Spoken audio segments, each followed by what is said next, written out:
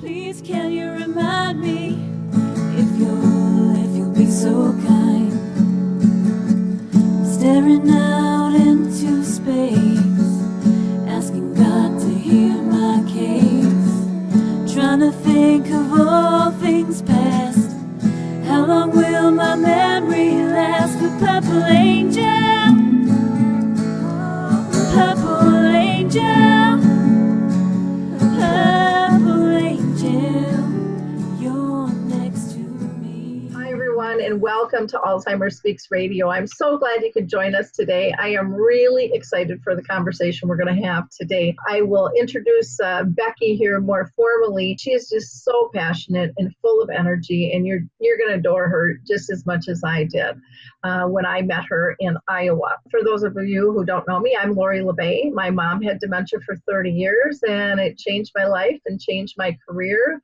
And so here I am with Alzheimer Speaks, trying to make a difference, trying to help people live graciously with this disease and connect them to tools that will make their life much easier. Alzheimer Speaks, on the whole, is an advocacy-based company providing multiple platforms to shift our dementia care. It is very critical that we all work together. And that's what I love about this job, is just the opportunity to be able to meet all the people that I do is just really quite astonishing.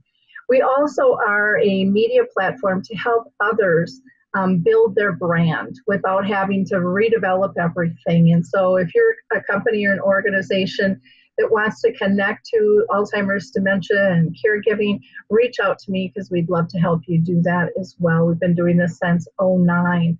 Now, today, I also have to thank all of our listeners, because you guys are fabulous. You are just fabulous. You see, you have been so loyal and so supporting to us here at Alzheimer Speaks.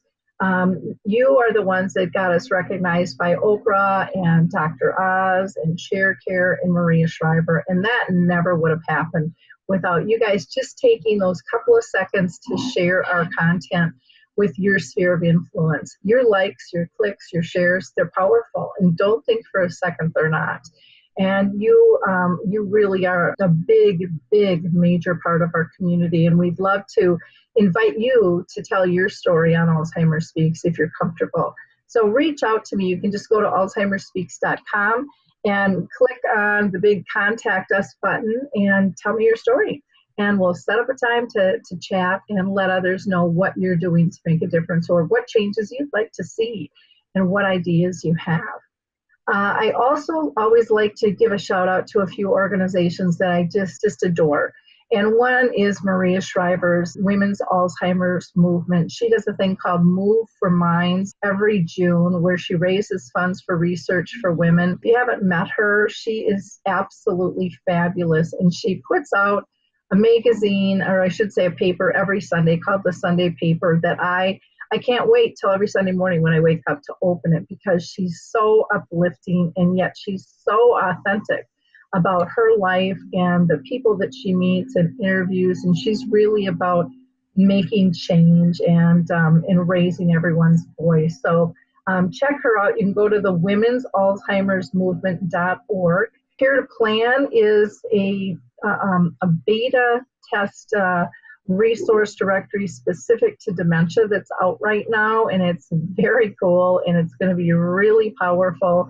It'll have geo searches, and it'll be able to connect you from anything from doctors and speakers and trainers to different types of communities, to tests, to tools, to products, to all kinds of educational stuff, and it'll all be free to the public. So check that out. You can just go to alzheimerspeaks.com and then click on the resource button. It'll tell you a little bit more about that. If you want to get involved as a business, you can. Last one I'm going to mention right now is the American Senior Magazine. They are doing some really cool things. It's a lifestyle magazine, comes out quarterly, but their target is really our elders, and the topics are very nostalgic, and they have some really high profile people in there, and it's about health and wellness. And then they have a lot of activities that you can participate in, from puzzles and questions. And so go ahead and check out the American Senior Magazine.com. So let me introduce Becky. I was lucky enough to meet Becky when I was in a conference in Iowa. And Becky was one of the panelists that was on a session that I was facilitating. In her passion and her positive attitude, it just beams like this ray of light that is undeniable. And as soon as I met her, as soon as I heard her just speak the first couple of words, I'm like, I have got to have that woman on the radio show, because she is a powerhouse and she is here to make change and to really help people in this process. And so I was thrilled when she agreed to come on the show and share her journey and her business that she's created to improve things. Becky is the first to say that she was raised by probably two of the most incredible parents. Her mother is Becky Orr, and she taught her kids to learn by doing or by taking part in just being engaged and caring for Becky's own grandmother. And then her dad, you probably will recognize his name, is Johnny Orr, who was the famous former basketball coach at Iowa State University. And Becky was the youngest of four girls, and she'll talk a little bit about those family dynamics as well. And she was very lucky because they all get along, and not all of us can say that. She graduated from college. She worked in sales, and she's done tons of volunteer work with nonprofit boards for over 25 years. And she just added to, her resume, also taking care of a sister who had ALS and her mom with Alzheimer's disease. So really a quite diverse background. And now she is the founder and owner of a company called Senior HomeFinder of Iowa. So welcome, Becky, and thanks for joining us. Thank you, Lori, and thanks for having me on. Well, like I said, from the moment I talked to you, it was just like, I just enjoy talking with you because you are just so filled with passion, and you radiate good juju, and I love that about you. So if you don't mind, I always like to ask everybody to kind of tell their story of, have they been touched with by dementia, which I already mentioned that your mom did, but if you can tell us a little history about how that played out. Absolutely. Initially, my sisters and I are all a team. We were raised that way. We moved a lot as we were growing up, and we rely on each other, and we're very close. We would have conversations about my mother and say, did you talk to Mom today? Well, what time did you talk to her? Well, you can't talk to her after she's had her first cocktail. We had to wait and figure it out. And we'd start saying, well, I still don't think she's tracking. Something's wrong. And then we went through the process of trying to figure out, maybe she can't hear. We tried to get my dad to play along with that and say, why don't you just say, Rami, why don't we both get our hearing tested? And of course, he didn't quite get our message. And he goes, there's nothing wrong with my ears. I hear fine out of this ear. Oh, okay, so that's done. So we got her hearing aids. That didn't help. We finally got her into a doctor. They gave her the memory test, and they never said I was the only one there, but my parents and I, and they didn't say she had Alzheimer's. They gave me a flyer on Aricept and told me to read it. And the first paragraph is that it's the #1 drug prescribed for people with Alzheimer's. All of a sudden, I'm full of questions. Wait, what's the difference between senile, dementia, Alzheimer's? Her dad was senile. And they said, well, Becky, dementia is like heart disease. There's many forms of dementia. Your mother has Alzheimer's or has dementia in the Alzheimer's branch. Your grandfather probably had some form of dementia, but they obviously couldn't tell what his was because he died several years ago in 1976. But we just didn't know. Then we went through the process of other people saying, or doctors saying, well, first thing I noticed is, how do you sleep at night, Rami? Well, like most 70-year-olds, and she was 72 when she was diagnosed. Most 70-year-olds, I don't sleep through the night. And then she started crying and said, but I sometimes can't get back to sleep because I can't remember the names of my grandchildren and my step-grandchildren. So it's really hard to watch your mom cry. And he said, well, the first thing I learned in medical school was to recognize depression. And the second thing I learned was to treat it. So my mother graciously, because I had to bring up the fact that what does the effect of Zoloft have on alcohol?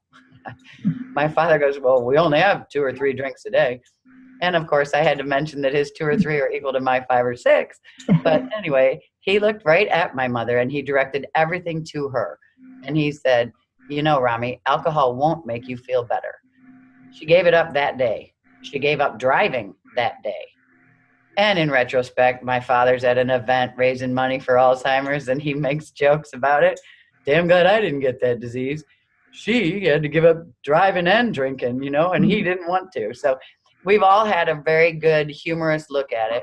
We read books. Mostly the one that had the biggest impact was Creating Moments of Joy by Jolene Brackey. And it just allowed us to understand that the sooner we recognize she is not in today, she is never coming back, the easier it is for us to accept the changes in her and look at her, not her disease, and carry on from there. And we have done that, and we had so much fun with her, just making fun of the little idiosyncrasies. And bless her heart, she was able in the early years to say, you know, some days I have Alzheimer's, Becky, and some days Alzheimer's has me. And that was it was just so wonderful that she could share that with us and was still able to. And as she lost that capability and became more and more confused, you could still ask her very important questions and she would give you the spot answer you needed. No one else could. I got put on notice at a company I was working for shortly after my sister died of ALS that I wasn't performing. And I was miserably upset. I called my dad. I called my other 2 sisters. I called my dad again. And my dad goes, you know, you already called me. Do you want to talk to your mother? I said, yes, I do. He told me to get out there and shake my muffin and make something happen. And I tell you, there is no one that could make you laugh harder about a bad situation than her, taking a completely positive look on everything. And we are grateful for having had her as a mom. Oh, that is, it's wonderful that you guys as a family could embrace the disease and just accept it for what it was and what it wasn't at times, and be able to move on. So, that is just amazing because most families don't get there that fast. And a lot of them don't get there all at the same time. My family, I have an older brother and a younger brother, and everybody was on a different page. My dad and I were on the same page. But my brothers, they didn't embrace it. They didn't even really want to recognize it. It's part of it. And they missed out on so much. We did a good job of helping each other not miss out because we weren't all in the same place. And obviously I moved them close to me. I was the one in sales that had a little more flexibility in my schedule than my sisters who were both in education. So I could take off to take them to the doctor. I could take off to take them to the dentist. I could go see them after work before I came home. It was very close to me. And that's, I think, critical in your ability to help them when you finally make the decision that they need more help than they can help each other. So I've been very blessed, and I made a point similar to what she taught us to teach my children so that in the event I get it, they know how to treat me. No, I get that. My daughter is, the last thing she wanted to be was anything like her mom. And she went to school for graphic design. And, I had a history. I was in real estate for 25 years. And then I switched over to this area with dementia. And now she is an activities director. And she adores her job, but she grew up her whole life with my mom having dementia. She didn't know anyone different. And granted, she saw her in the very beginning stages, but she was right there with her every step. My children the same, and my niece and nephew. Well, my niece and nephew are a little older than my kids, but my kids don't ever remember grandma without it.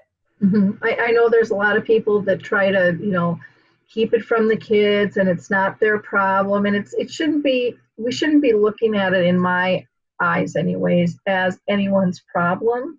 It's just we all have different things we're dealing with, and we're not all perfect. And so it's just I totally agree. It's about acceptance and joining the journey, in a respectful fashion, and being there for one another.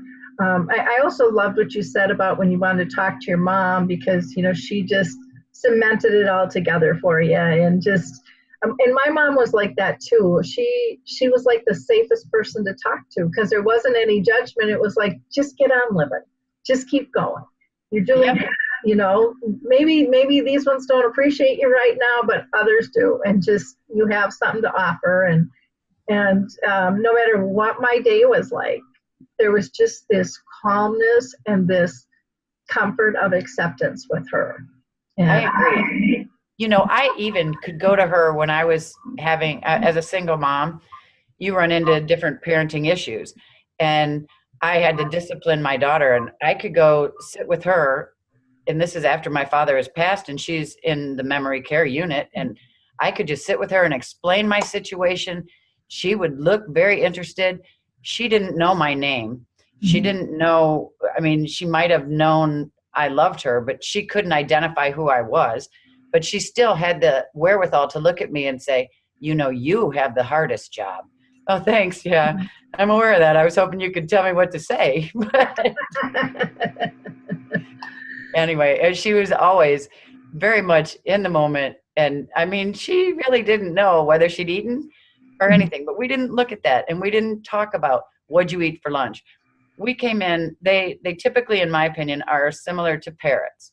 They're going to react the way you react. If you walk in all glum and they're going to be glum and but if you walk in all smiling and happy, they turn around and they're like happy to see you. And they don't know why.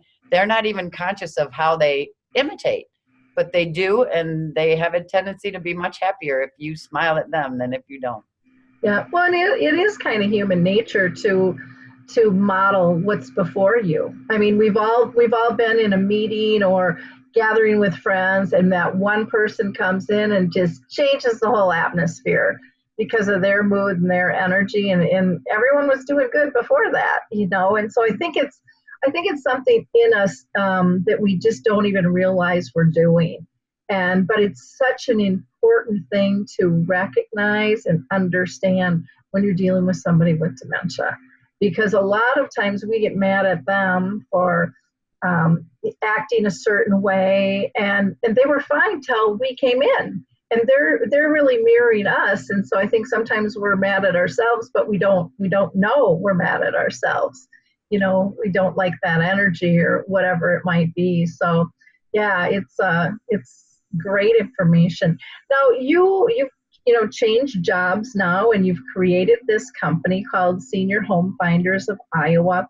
When did you realize that you wanted to do something different, and did this journey with your folks, really light the fire under it?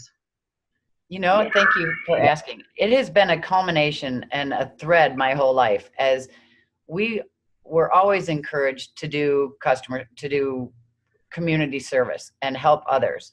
And all the nonprofit boards, you're helping people who need assistance in something.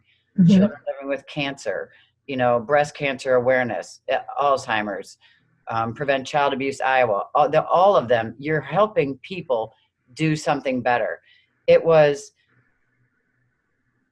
in my immediate family since 2002, with my sister and my mother being diagnosed, and my sister then being diagnosed with ALS, and just all the process of that with taking my parents on their journey.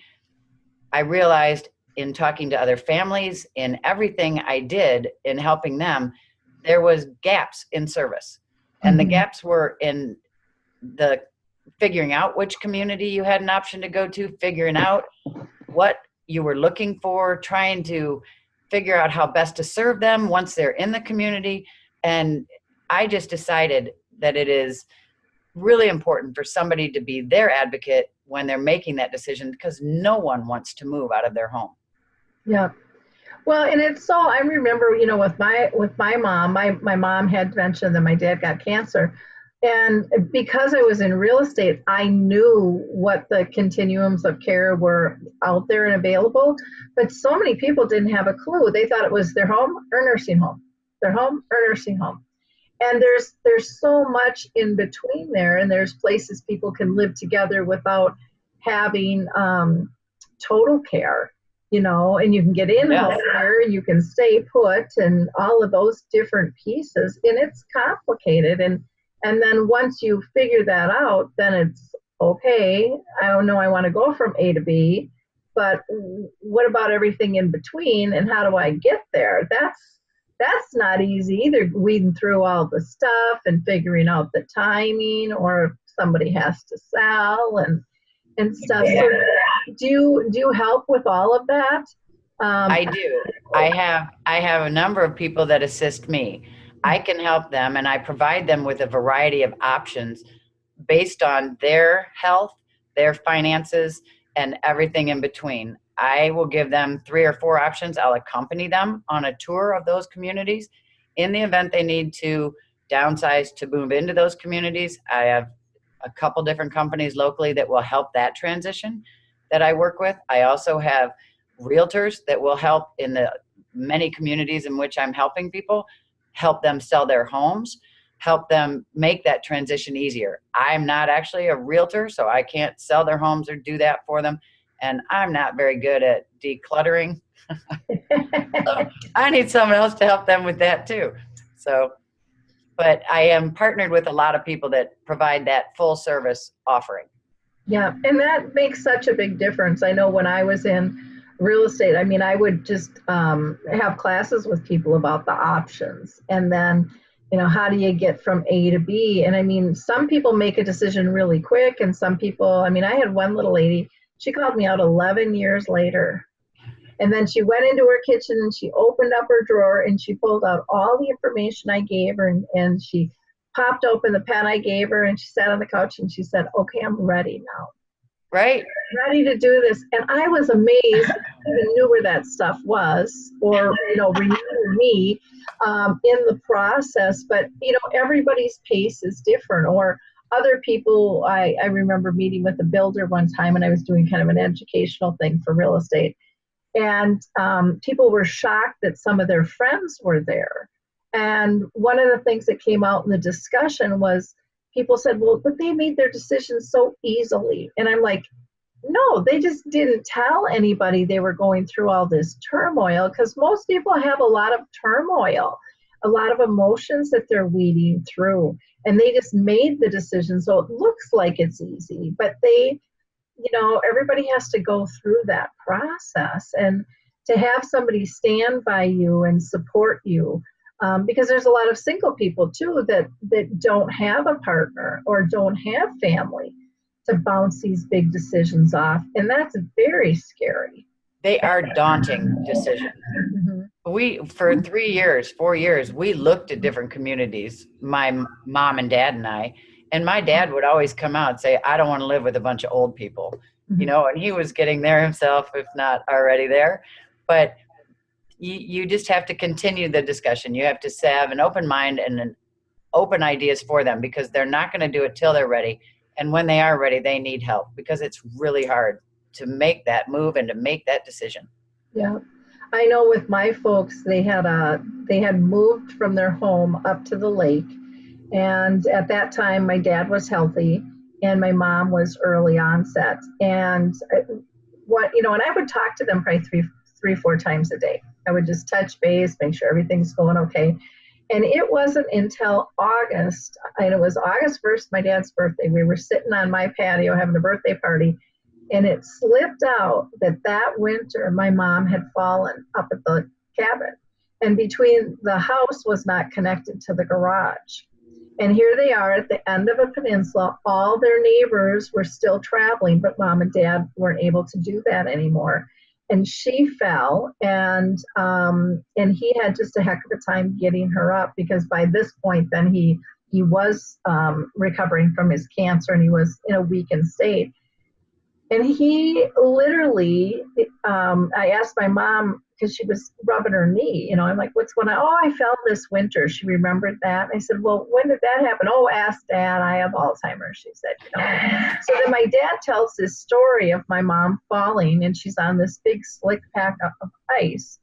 And he went into the garage trying to figure out how he was going to get her up, and he got some salt and sand, and he sprinkled it around her like she's a tire and going to get traction. And that didn't work. So then he went back in the garage and he found this red sled and he rolled my mom onto the red sled, then pulled that back up to the cabin where there was a few steps and a railing where she could get up. And my brothers, and I'll never forget that day because my brothers and I looked at each other like, oh my God, they could have froze to death. If Dad would have fallen, they literally would have froze to death outside. And at that point, you know, we just said as a family, something has to change. And my dad did not want anything to change. And we were in the summer months. And so we still had a little bit of time before, you know, fall hit. And I had put them on a list for a senior building that was being built right like 2 blocks from my house. And I didn't tell them, I just put them on the list. I brought them down there and we talked them into at least moving into the cities during the winter months. And they ended up keeping it year round, but you know, they could still go back and forth. But you know, we really had to explain as a family how scared we were. This wasn't about controlling them. This was, we want them with us as long as possible. And we need to know they're safe, that it was really disrupting our life and our health, you know, worrying about them. And when we talked about that, it made it a much easier for my dad, you know, to make that move. I would say ours is very similar in that my mother broke her hip 4th year or so, and then again later, but into this process. And he caught her. She didn't fall. You know, she was in the hospital. He then had to have a gallbladder removed. He was in the hospital. She was alone. She wouldn't go visit him because she wasn't sure she could get back into their house. They were in Florida.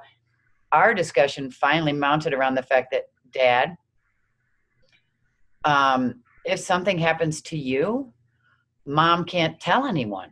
Yeah. She thinks the remote is the phone. And that's where it was also similar to yours, more about our caring for you, the safety and security of you, because Mom can't help you and Mom can't tell anyone you need help. So, and then we were taught by Mom to make them think they came up with the idea so that they are easier to agree to it. So we give him floor plans of a place that's being built and let him choose which apartment he might like, you know.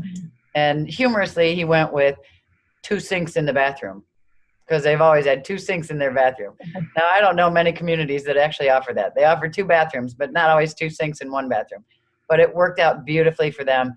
And it adds a peace of mind to all of us. When you do it, it is just not anything they want to do. And you've got to stay on top of them and visit regularly, which is why I think it's really important you move them close to you.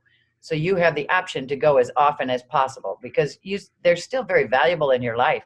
And if you don't look at it as a disease and you look at them as an individual, which we all did, you gain so much wisdom and warmth every time you go see them. And where I earlier explained, we're not all in the same city.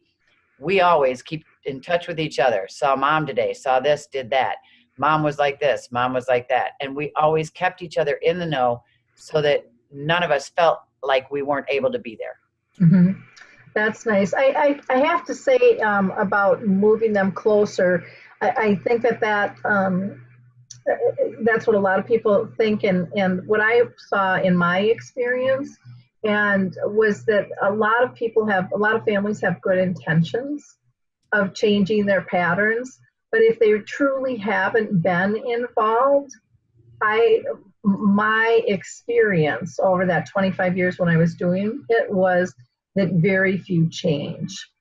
And so I think you have to be really careful as a family to be honest with what can you really do, not what you want to do, but what can you really do and are willing to do, because when we uproot people from their social environments and family doesn't feel that can make it difficult too. And your family was really good on that. You know, like I said, my brothers said they would, but didn't. You know, and they were really, my folks were just kind of moving back into town where we all lived right around. And, sometimes it can have to do with their family and what's going on, or their work environment, or all of those different things. But it's family dynamics are interesting. They're really, really interesting. And I think the other thing we have to be careful of as families too is to not do everything for them. And it's really easy for us to take over, and then that is how they lose their independence. But we have to stay focused on keeping them independent and keeping those social activities and allowing them to make mistakes if they're not big ones, Right. to be part. And I learned that the hard way. And it was one time my folks were we were all going on a family vacation together. And I didn't realize that I did this until after the fact, but we were going to leave, and we had all these suitcases, and I packed big suitcases. And they were too heavy for my dad to carry, and my mom just had her little purse, and so she was fine. But my dad was devastated that he couldn't help, and I easily could have packed differently to let him be part. But that was, I just felt so bad, and I was so ashamed of myself for not thinking of that. But you're trying to make it easy, but easy isn't always the right thing to do. I agree with you. And sometimes it's even harder than that when you're dealing with one that has dementia and one that doesn't. Mm-hmm. When you're only dealing with one with dementia, it's easier if you make a mistake because they don't remember it. Yeah. When you're dealing with their support, it's very trying on you when you've made a mistake, because then they think you don't trust them or you're not helping them. And it is an absolutely very difficult challenge to try and keep it all together and keep everybody happy. Yeah. So having a support person like you through this process is, it's just a nice thing, I think, for people to have, to even just to be able to voice what's going on. Because sometimes they can't say something to their spouse or their family, but when they trust you, they can. And it's not that you need to fix it. It's just, they want to know, could it be done differently, or how, a lot of times it's even just standing up for their voice and Yep. and supporting them, through that journey. Now, there's other companies in the market that help people find a home, like A Place for Mom or Caring.com. How do you differentiate your business compared to competition? Well, the electronic ones are the ones you can find, A Place for Mom, Caring.com.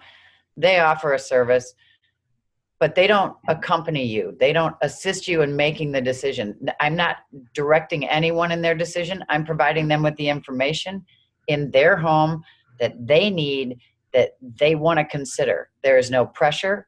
It's no hard sell. You don't have to decide today. It might take you, as your friend, 10 years. Mm-hmm. You just need to know the information and you're asking for it. I provide it with no pressure, no strings, no cost, nothing. And while neither of those places charge the individuals either, they're not nearly as involved in their lives or working with them individually. They ask them a series of questions and then they send the information out to a number of communities. It's different than that. And while there are a couple companies that do what I do, they don't do it full time. They're doing it as an added service at the end of their day or something to that effect.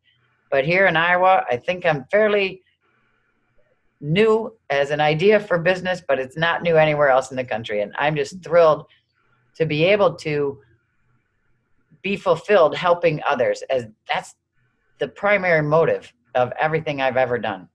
Yeah, I think that being relationship based and just being there to help people troubleshoot through it, or knowing what the processes are, or how do I skim here and get through this, and other people are feeling this way, it's not just me, or all of those things just ease the process, I think. and are really, really important because, I mean, moving is one of the biggest changes we can make because everything you own will be in a different place, even though it might be similar. And then even just that sorting out, what do I take? What do I, how do I know what to take? And having those additional resource professionals that might pack and move them. I know there's ones out there that will help them sort through stuff. I had a company I know that I worked with here in Minnesota called Gentle Transitions, and they were just unbelievable. I mean, they had, I had one woman who didn't want her neighbors to know how much stuff she had in her house because she was embarrassed. And so she wanted to move out of her house first and move in. And they helped her measure, the rooms and figure out what would fit. And they packed everything up and then they reset it all up for her. And then she did not put her house on for sale because she wanted to get rid of all the other stuff in the house. And so some of it they mailed off to family, others they put in donations, and then there was a lot that was just trash that needed to be dumped. But this particular woman didn't want her neighbors to know that she had a lot of stuff to toss, so she didn't want to get a dumpster. And so they came over, and this was at a time when trash pickup was twice a week. They came over twice a week and filled those little barrels out and wheeled them out to the curb and put them back. And it took a couple of months to empty out the house, but that's what she needed for her pride. And, to have a relationship with somebody like yourself that understands the importance of that and in protecting their dignity, just being there during those scary times of big decisions. That's just so valuable. It's just so valuable. It is. And sometimes, I've told you our family all agreed. Families don't always agree. Yep. So it's also very beneficial for them to have an option of somebody else to get an opinion of an outside family member who's trying to help provide information. So it sometimes helps bring people back, and it works both ways. It's very difficult and it's never easy, but it is very fun to be able to be there and help them and hold their hand and remember the questions that they forget on a tour, and remember the things that they just are overlooking because they're in awe of the beautiful building. Well, let's ask a few more questions. So it's not a cut and dry thing, and it's not an overnight thing. Yeah, it's really being an advocate for them in this process, because one of the things with the move is you don't want to make a wrong one, because it is so emotional and it does take so much out of people. I think the other thing you can really offer is just that education to families, because families come in at a whole different level typically, and a lot of times what I would find, and I don't know if you found this, but I would find, for example, a person who doesn't feel their house really meets their needs, but is scared to death that if they sell it, they're going to become dependent on others, or they're going to become a burden to others. So they're just going to stay put and they're not going to say anything, even if they don't feel safe, even if the house isn't meeting their needs, even if it's a financial burden to them, they will stay put because they don't want to be a burden to their kids and they don't want to lose their independence. And then the kids will come over and go, gosh, things need to be updated, but I don't want to address this because I don't want to get in a fight. And if they agree, oh my gosh, then I got to do it and I have no time. And, and so they're kind of weighing that out too. But when you've got that third person who's really advocating for whatever is best for that person, and just standing up and then explaining it to both sides on how we can make this work. And, you don't have to do that because there are resources here that can help, because they don't know that they exist, and you can't find what you don't know. You don't look. Yeah. You don't know. You don't even look. Yeah. And so I think that can be just really good. And you can kind of be that key communicator her family too, so everybody's on the same page, because it's, just getting those email addresses and boom, this is where we're at in the process, or this is what we need, or hooking them up to even some kind of schedule where they can all see, what's going on. That's just huge, because time is precious. It is. And it becomes more and more precious the older we get. Yeah, but our loved ones have to come first. And so how do we make them a priority? And I think just even educating people in terms of moves, that when you have a house that fits you properly and your needs properly, you're going to be more independent. That's just how it works. But there's that huge myth and stigma that you're going to become dependent. And the whole goal is to keep you as independent as possible. Even if you're moving into an assisted living, or even if you're moving into a memory care, it should all be about dignity and independence, and social gatherings, and engagement in a positive fashion. And you see that stuff in action when you're out there touring, and you develop relationships with companies and with staff. And you can a lot of times communicate things that they might not even think is important to communicate. Absolutely. On both sides. Yep. With what people need. So that's really important. Now, you had mentioned that there wasn't a cost, so everyone's going to want to know, well, then how the heck's she getting paid that? Yeah. I get paid by the communities if I have a contract with them and you choose to move into that community. Mm-hmm. I will not leave communities. Well, I'm not going to promote them that don't have contracts with me, but I'm not going to leave them out of the discussion. I just won't tour with you if I don't have a contract with a community. But for those communities with whom I am contracted, they pay me after the people have moved in, mm-hmm. so that they're happy. And they don't pay me for a while after they moved in, which is fine, because we're going to make the right decision the first time. And that's all that matters. Yeah. And that's, I think that's such a relief to people too, that it's not something that they have to pay for. And it's not that the companies are boosting the prices to pay you. It's it's pretty standard in the industry. And it's clearly written in my contract that they are not allowed to pass on my fees. Mm-hmm. And the individual they're paying for enough things. Every time they turn around, they have to pay for something and pay for something and pay for something. It's not right for them to have to pay for an advocate. They should be provided an advocate if they want one. Yeah. Now, how do you identify and kind of match communities to people? Do you have a magic formula, or do you interview them with certain questions, or how does that process work?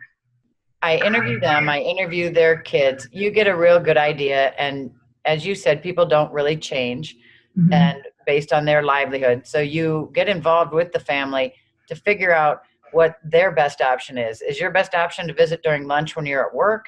Is your best option to visit at night when you get home?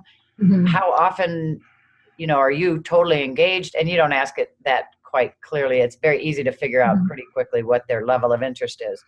So you work with their health needs, their financial needs, and location. And those are the three key, and it isn't really a formula, but it kind of turns into one as you compile the information. It makes it pretty easy. Okay. Yeah, that's kind of how I found too. It's just very conversational. And then as you're touring with them, I found too, a lot of times I would pick up on things they wouldn't pick up on what they liked and what they didn't like. And so then I would address that. And I'm like, oh, your eyes seem to perk up at this, but you might not like that. And a lot of times they're not even aware of that. So again, having that relationship with somebody who is looking for those signals that sometimes we just take for granted. The other thing I found interesting too, with a lot of people making these types of moves, is they'd be like, oh, mom's just not very social. She used to be, but she's not. Well, she's not anymore because all those opportunities have passed in her current home. But if you get somebody into a social environment, they'll typically readapt. And then it's hard to even catch them in their apartment or in their condo or wherever they're in sometimes because they're visiting. And that would be, I think, one of the biggest changes families would see. They were shocked that they just said their parent was kind of almost reborn, and it was really fun to see them being happy. But I think we get used to small, subtle changes in our own lives, and we don't even realize what we've lost or what we've given up. We just adapt. And I think the communities offer a lot more in that relationship and that social side than people anticipate. Mm-hmm. And while even when you're in the community, you're not engaged with the friends you had for 40 years before you moved in there, mm-hmm. because they're in their own situations, struggling and figuring it out. But you have people all around you that are very interested in hanging out, and depending on the activities director, which your daughter is probably a phenomenal one. And there are some that are better than others. But if you've got that in the right place and people actually engage all of the people, they do a ton of socializing in the community. Mm-hmm. Well, and there's opportunities in so many to, meet in a dining room or just go get some juice, or there's snacks, or by the mail room, where people just casually gather and start talking. And I think so often one of the things I would find too, and I'm sure you do as well, is people who have moved already, they want to help the next guy make that move smoother too. And so they're willing to give advice in terms of what worked or support. That's just a common bond, because for most people, it's not an easy thing to go through. And so it's a real easy conversation opener, with people. Where'd you come from, and how'd you get here, and do you have kids, and just all of those types of questions. And some communities even have a welcoming table where new residents go for 2 weeks to get to know 4 or 5 people that help them network to the other people that are there. They have done a remarkable job of improving those situations and making people feel more welcome. Good. Was there anything else that you wanted to mention that we haven't covered? If there is, we had kind of a interesting way to start this, so I've probably not kept track of it. Okay, well, and we just so people know, we had a really difficult time connecting. We had technical difficulties, and I have a neighbor who is cutting down a tree who stopped, who, I don't know if you can hear it, has started again. Oh. They're grinding up the tree. So hopefully that's not too loud. There they go. But, so I think our timing worked out good between all of our technology things. You can reach Becky by going to her website, which is just a phenomenal website. Senior HomeFinder of Iowa.com, seniorhomefinderofiowa.com, or you can email her at Becky, and that's BECKY at seniorhomefinderofiowa.com. And then do you want to give out your phone number as well? Some people. Absolutely. 515-770-8831. 515-770-8831. Wonderful. Well, Becky, it's a pleasure. I really enjoyed speaking with you again today, and I would really encourage people, if you're in Iowa, get a hold of Becky and let her help you through this process. It'll be much less stressful, and as you can see from her just gorgeous smile, she's just full of great energy, and it'll be a fun time. She'll make it a fun time. Well, thank you, Lori. Well, thank you. In closing, I'm just going to give a shout out to a couple other companies. The Roberto app is a really cool app that you can download that measures brain function. And so it's something that you can download, and you just take these little tests kind of by video and see how you're engaging. And it might show that, maybe you didn't get enough sleep, or maybe, you're a little stressed right now, and you'll see those differences show up. Or maybe it's time to talk to a doctor when you're seeing a change. Another one that I would like to just give a shout out to is the Alzheimer's Research and Prevention Foundation. They are located in Arizona and they just do a great job. But if you're looking for like a holistic approach, they do a lot with nutrition, exercise. They've got a really cool meditation that's all research based that can help the mind retain for a little bit longer period of time, which is neat. And then the last one I'm going to call out is calendar cards. They have a memory system that just is a reminder system for people on what's going on in their day. So you have to take out the trash, do you have a doctor's appointment, when to eat lunch or whatever. And then they have some blank cards you can fill out. But they also, calendar cards, and that's spelled with a K instead of a C on both calendar and cards. They also have put together the Memory Cafe directory. So if you want to find a memory cafe, you can just go to memorycafedirectory.com and see what's available in your state. Or if you want to start one, you can get that registered for free. David would be more than glad to do that. And then you can access all their information there as well. So until next week, have a brilliant week. And again, thanks for joining us. And don't forget to share. Bye-bye. Please can you remind me if you'll be so kind, staring out into space, asking God to hear my case, trying to think of all things past. How long will my memory last? The purple angel, purple angel, purple angel, you're next to me. Please can you remind me if you'll be so kind,